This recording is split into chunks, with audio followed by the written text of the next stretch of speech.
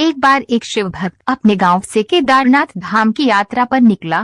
पहले यातायात की सुविधाएं तो थी नहीं, वह पैदल ही निकल पड़ा। रास्ते में जो भी मिलता केदारनाथ का मार्ग पूछ लेता। मन में भगवान शिव का ध्यान करता रहता।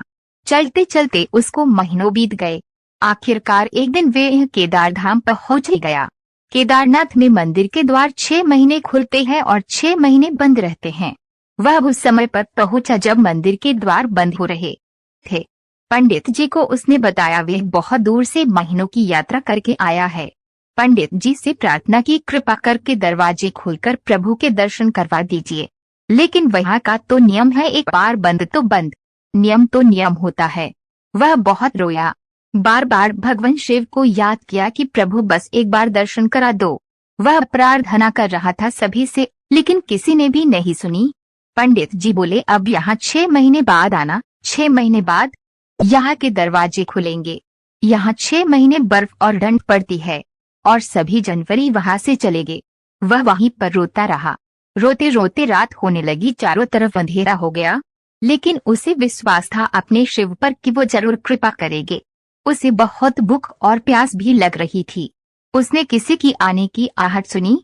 देखा एक सन्यासी बाबा उसकी ओर आ रहा है। वह सन्यासी बाबा उसके पास आया और पास में बैठ गया। पूछा बेटा कहाँ से आए हो? उसने सारा हाल सुना दिया और बोला मेरा आना यहाँ पर व्यर्थ हो गया बाबा जी। बाबा जी ने उसे समझाया और खाना भी दिया और फिर बहुत देर तक बाबा उससे बातें करते रहे। बाबा जी को उस पर दया आ गई। वह बोले बेटा मुझे लगता है सुबह मंदिर जरूर खुलेगा, तुम दर्शन जरूर करोगे। बातों बातों में इस भक्त को न जाने कब नींद आ गई।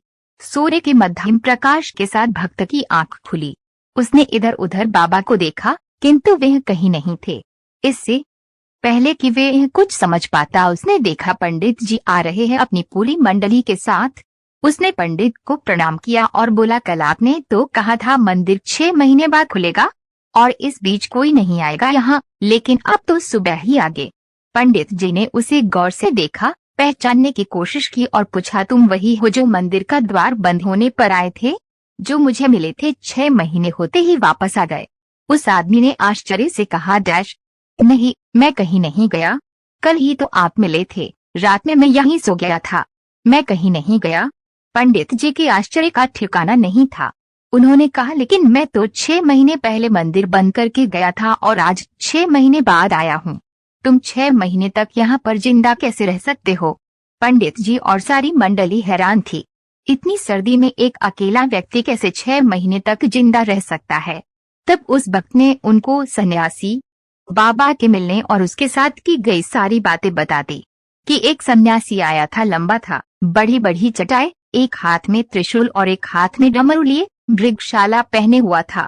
पंडित जी और सब लोग उसके चरणों में गिर गए। बोले हमने तो जिंदगी लगा दी किंतु प्रभु के दर्शन ना पा सके। सच्चे भक्त तो तुम हो। तुमने तो साक्षात भगवान शिव के दर्शन किए हैं। उन्होंने ही अपनी योग माया से तुम्हारे 6 महीने को एक रात में परिवर्तित कर दिया, कालखंड को छोटा कर दिया। यह सब तुम्हारे पवित्र मन, तुम्हारी श्रद्धा और विश्वास के कारण ही हुआ है। हम आपकी भक्ति को प्रणाम करते हैं। बाबा भोलेनाथ की जय हो।